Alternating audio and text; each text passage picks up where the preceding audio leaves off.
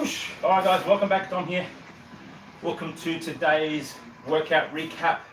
And as you can see by today's title, we're using kettlebells. In this case, it's only the one. So one kettlebell and one plyo box or something for you to step up on. Behind the scenes, I do have the assault bike, which I used for the warm-up, and then I used it for a little bit of a finisher at the end. You don't have to use that. You can do whatever else you want. You might want to walk for a bit, you might want to skip. But either way, I want you to simply get your legs going because it's pretty much as a lower body. Okay, lower body, unilateral strength, although trunk will get pulled into this one today, particularly because of the weight that I am using. Now, in this case, it's a 24 kilo.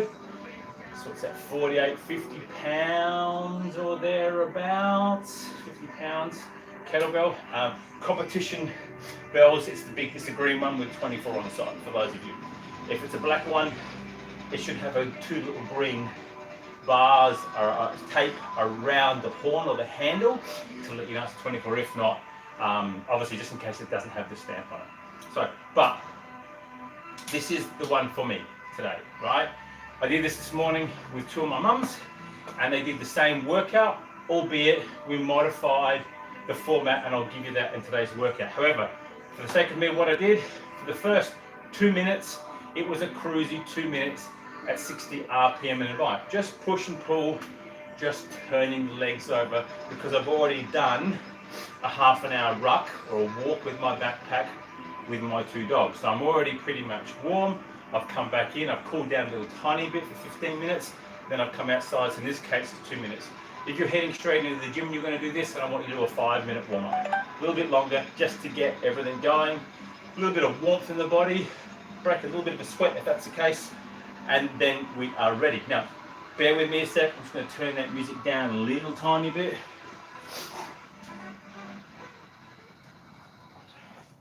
Okay, so unilateral strength, meaning that the weight's going to be on one side of our body, and one side's going to work, one side's going to contract to give us some support. There are only two movements. They are a single hand kettlebell swing with a lateral step up onto the box. So what does that look like? We're going to take our kettlebell. In this case, doesn't make a difference what hand I start with. I can go right hand, right leg, left hand, left leg, or I can go right hand, left leg. That's entirely up to you. My preference is I simply want to change the kettlebell, in my case, from right to left. So I'm going to go right-handed kettlebell swing. So here,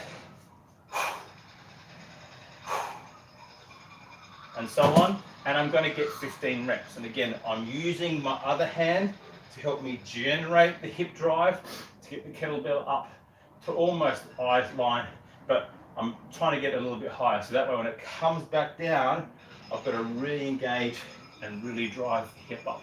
If it's a lighter kettlebell and you're muscling it, please don't do that. Please swing with a heavy kettlebell. I'm then going to come into my left hand. I'm going to get my right foot lateral step up. So the kettlebell is going to come into my left hand. I'm going to come under the box.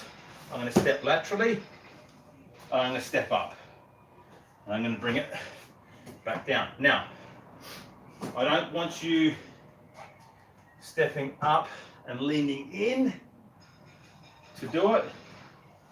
Okay, that's something that we see a lot, and that's obviously to do with a lot of hip strength and glute strength. I want you to stand straight up. So you may have to push off the back foot. I also don't want you to put your hands here on your arm to get yourself up. It is a lateral step up. It is not a lateral step up, help me up any way I can, and they will only be 10. So again, 15 swings, 10 lateral step ups. Change side, 15 swings, 10 lateral step ups. Now, the workout you can do a few different ways. If you're going with a lighter kettlebell, you're going to set your timer for a 20-minute EMOM, every minute on the minute, and you're going to complete one of these in the minute. Now, I mean by one, I mean the 15 kettlebell swings. Pick a heavy enough weight, you'll get them done in about 30 seconds. Then rest the remainder of the 30 seconds. Then get your 10 lateral step ups. You should be able to do them easy in 30 seconds. When you add weight to them as you get through the round, they will be the ones that will chew more time. You might end up being 45 seconds, but you're still going to get 10 to 15 seconds, let's call it recovery time, before you're going to start your next activity or your next swing. So that is number one. Do it as an EMOM, change a movement, and therefore what you're going to do, 4 movements, 5 rounds in the 20 minutes. Option 2, forget about that. Pick a number of rounds, 4 rounds, 5 rounds, 6 rounds, and do it. Okay? That's what I chose to do, but what I chose to do is I chose to, in the 20-minute cap, I chose to go with a heavier duck kettlebell. Now in my case, I got out 4.5 rounds, taking my time, doing videos in between, but nonetheless, it's not about smashing myself. This is a strength routine. I'm not going Metcon, boom, boom, boom, boom, boom, boom, like a rabbit and finishing as fast as I can. I know I've got 20 minutes, so I'm going to be consistent. I'm going to get my swings. I'm going to place it down. 5, 4, 3, 2, 1. First step up, down, change. Up, step, down, change. And I'm going to keep doing that till I get my 10. I'm then going to place the kettlebell down. 5, 4, 3, 2, 1. Start my second swing. So I'm going to give myself a consistent approach to just getting through one round, getting a sip of water, coming back and going again. In this case, I got through like 4.5 rounds. Could I have done faster? Certainly. Could have picked a lighter kettlebell? Certainly. Either way, I could have done step ups without a kettlebell. It would have just been like, it would have been like a dance routine. But in my case, it is unilateral strength. I want the load. The finisher, in my case, I went back onto the bike, and this time I did another 2 minutes, but what I did is I upped the ante. So I started at 60 RPM. That's a nice, comfortable, conversational pace speed. I then picked up the ante and went between 73 and 75. It was getting closer to 73 the whole way through, and I did 2 minutes at the higher RPM. That 2 minutes spiked my heart rate. I went from like 113 after doing the strength component. I was at 160, 165 pretty quick, smart. Trying to maintain that was the hard part, and it was almost like I could see the finish line, but I'm dying at the same time. If that's the case, just pare it back a bit. Bring it from 70 down to 67, down to 66, but make sure it's a good 5 or 6 RPM more than what you did at the start. Now, Dom, I don't have all the gear that you got. I don't want to do this at home. Cool. If you're at the gym, I've already told you, you can do this. You can use dumbbells. You can use kettlebells. You could, for the step up, you could use a heavy sandbag, a rucksack, a dead ball, if that's the case. If you want, if you're up for different choices, you could use a Bulgarian bag and you could put it on your back. However, my option for you to do it at home, it's a weighted ruck, i.e. a backpack with weight, or it is your sandbag. The weighted ruck or the sandbag, I can swing. I know I can do the swing. I just got to turn it on its side and I'm swinging. Even with a single hand swing on the sandbag, you can still do it. It's a little bit awkward, but therefore grab the sandbag in the middle, okay? If you don't have the box and you don't have the step up, then I want you to do a forward backward lunge. Now what I mean by that, I'm going to be easy here. I'm going to either place my ruck on my back and hold it, okay, zip it on, or I'm going to place my sandbag and I'm going to put it in the front rack position or some other way. Okay, let's say I'm going to do it with another small dumbbell. I don't have the box, so what I'm going to do, take the box, and instead of doing the step up, I'm going to do a forward and backward lunge. Doesn't make a difference whether I start forward or backwards. I might go on one side. So therefore, this is the guy that's doing the work. Okay, no, sorry. The guy that's doing the work is this. He is loaded. He's like the guy that's stepping up. So he's loaded. So therefore, I'm going to come lunge, lunge, 1, lunge, lunge, 2. And I'm all going to do the forward, backward 10 times on the one side. And the reason why I say that this guy's doing the work, he's the stabilizer, okay? When I step up and I step up, he's stabilizing. He's also helping this guy come down on here. So therefore, this and this is not really doing the work. This is the working guy. Why is this not doing the work? Because I'm pushing off with my calf and I'm pushing off with my quad through here and also in my calf, so on and so on.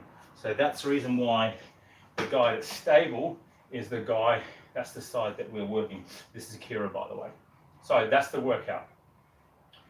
5-minute warm up if you're coming in fresh. If you've done something else out there, you may be warmed up, you're going to do 2 minutes. If the assault bike's not there, go for a walk on the treadmill, bit of a walk, grab a Stairmaster, but something that involves your lower body, even skipping, and that will warm you up. Go on the rower, maybe not the ski erg because that is more upper body, and in my case, lats and back. So therefore, I'm going to look for my rower. I might do a cross trainer. I might run the treadmill. I might cycle. I might spin, whatever, but I want my lower body being warmed up. The gym version, kettlebell, swings, kettlebell, box step ups, lateral step ups. Okay? If you don't have the box, find a set of steps. If you don't have any of that stuff in the gym and it's busy, then you grab the kettlebell and you can do the forward and backward lunges. If you're doing it at home, you don't have the kettlebell in the gear, by now, if you're following me, you've got to get yourself a sandbag. Look, you're talking a 20 kilo bag of sand at your local Bunnings, Mitre 10 hardware stores, about $7, $8, $9, $10. Just take the bag, tape the ends up so it doesn't come off. Just cuddle the damn thing. You've now got your weight. You want to be able to swing it? It's easy. Spend a little bit of money, put some little handles on it. They might cut into your hands, therefore, find something that's a little bit easier, put a bit of rope. Get some old bed sheets, tie them up, but either way, be creative and you can make yourself a handle that you can swing through the center of the bag. Option 2, put it in the back of the backpack, wear the backpack. Swing the backpack, hold it through the handles, make sure it's a good sturdy backpack.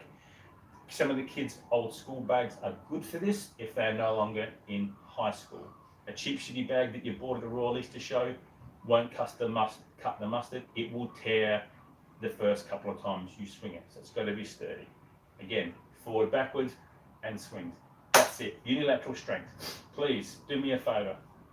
Like the video, give me a thumbs up. Subscribe to the channel if you haven't done so. And as always, tell a friend. I've got 240 or 250 now, nearly 260 of these things written up over these last 2 years with COVID and bits and pieces.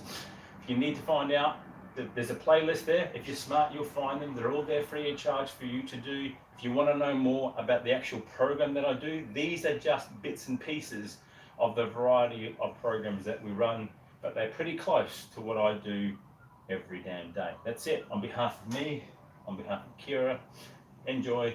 Have a great week ahead.